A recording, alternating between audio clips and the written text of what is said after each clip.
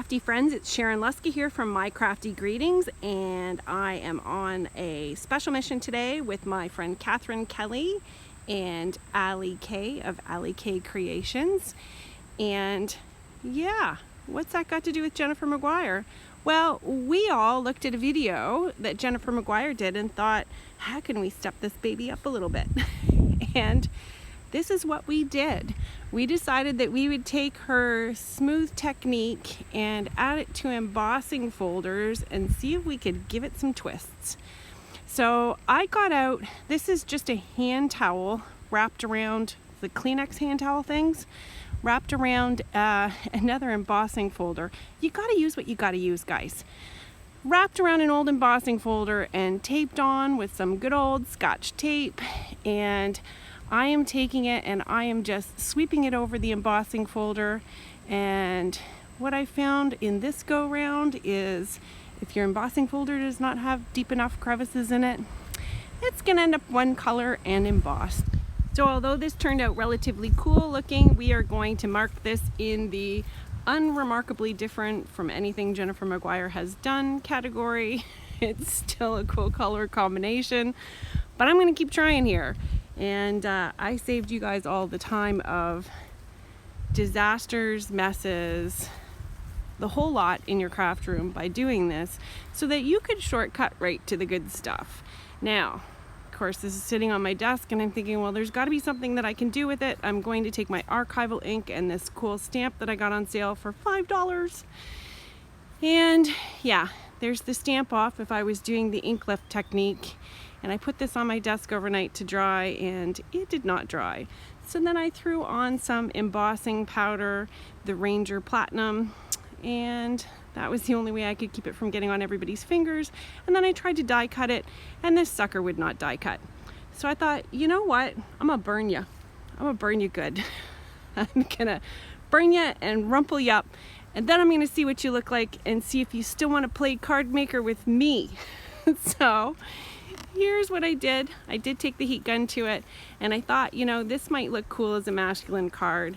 I got myself out a couple of stacked die cuts, Happy Birthday, they're the Tim Holtz ones, threw them on with the same embossing powder, embossed the black card base here, added some stripes to it. And you know, it never occurred to me until I got through putting the card together and trying to turn this into something spectacular that it would have looked really good on just a regular old, what do they call those, khaki or garbage bag, not garbage bag, paper bag backgrounds. So anyways, here comes another try, and this one I got it right. And the whole deal is not too thick a layer of toweling, using something that is a hard, firm surface. Tape your background onto your embossing folder. Make sure your embossing folder's got some pretty deep crevices and sweep that sucker along. If you need to darken it up, add a little bit more ink. And once you do that, that's when the magic happens. Check this out. This is what I wanted. I wanted it to just skip along and miss some of the areas, but leave some beautiful shimmery sweeps. I added, of course, pink and Maine word dyes. They're the best. I've got some more coming. I'm so excited. Anyways, here's another one, similar colors, a nice, good, deep embossing folder. And I didn't make a card out of that, but I thought I'd throw it in anyways. So with this one, I got the brilliant idea that I would take all of my inks, and I didn't use as many of the pearl inks, but I decided that I wanted to use some of that gold mixative. I thought that would look kind of cool swept through all of this. Yeah, I was shaking it really good, and look what this did to me. Talk about Midas touch. Not. So I've got gold everywhere. I've got a huge mess in my craft room anyways. But this card actually ended up coming out pretty cool, even though I looked an atrocious mess. And thank goodness we're on lockdown, because if I was going out somewhere, people would be wondering what the heck I've been doing. So do these gold pens not remind, or did these not remind you of the gold pens that you would shake that had the black lids? You'd shake them and you'd have to push them down on a surface, and when you push them down, they'd get everywhere too. I swear it's the same stuff, at least similar maybe. I don't know, maybe that's a trick you could try if you have one of those pens, see if it works like a mixative. So I got this all wiggled out. I added die cut by Spellbinders and a Get Well Soon sentiment and a little cluster of some cool stones that I had. So now here's one of the things that Jennifer McGuire did. She did the smoothing technique, and then she went ahead and sanded some off of her embossed folders. And this is how I saved one of the last cards that I'm going to show for you. And while I'm doing all this sanding, don't forget to go below. This is a collaboration between Katharine Kelly and Alli K, and they have done some videos too, and you need to absolutely go check out their stuff. It'll be below in my drop down box, and definitely go over, give them some love. And if you haven't subscribed to both of them, please do. So this one, I added alcohol, thinking, you know, the alcohol will help everything slip. Yeah, no, it just helps the alcohol move everywhere. And then I foolishly added alcohol to the black, pitch black ink here, and it makes it move everywhere. Moral of the story, if you're gonna add alcohol, everything is going to go sliding all over the place. And here comes more alcohol, because I think that I'm gonna smooth this out and make it look all really good. And yeah, even though I'm using light flicking touches, and I'm trying, it's just not working the way I want. If it could have stayed just like that, it would have looked cool. Now the one thing though is, if you've got these little pads all done up with ink, you may as well go ahead and alcohol them up and swipe them on some paper. You could make some cool extra little pieces. So this is what I was talking about.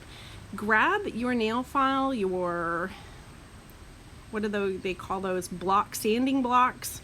Oh my God, I'm a nail tech, I should know what a sanding block is. Grab a sanding block, give it a little sand. You can expose some of the white Yupo and give it a total detail again, and I think this fixed it. So I grabbed myself a frame this time, and you can see that those dies actually do work if you're going to use paper, not Yupo. And I went ahead and took them and made sure that I got this frame all nice and stickied up, because I wanted this to stay nice and flat. And of course I got myself some alcohol ink on there too, and I use a sanding eraser to clean that off, because provided it's dry ink that's smudged on the surface, it won't have soaked in, you'll be fine. Now if you get the liquid ink on your pages, you're going to have to find some way of incorporating that in or covering it up.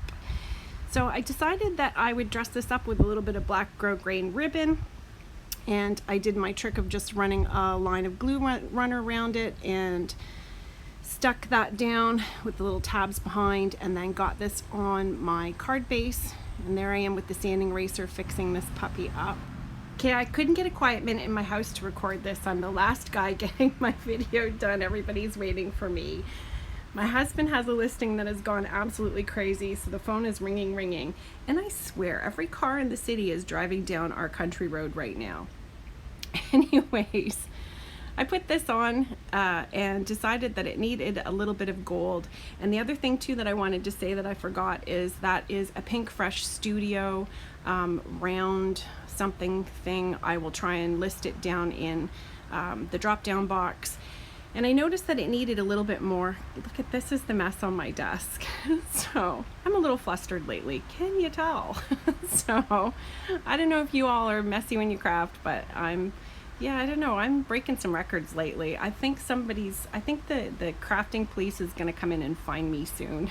So anyways, I fiddled around with this a bit and finally found the location that I liked, and I got myself peeled off the backer here.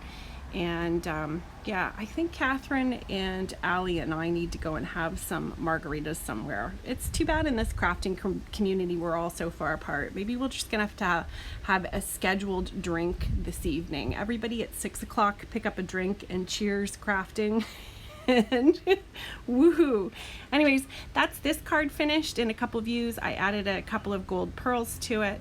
The only thing that I would like is if I could figure out a way to make that shiny. That might be in another video.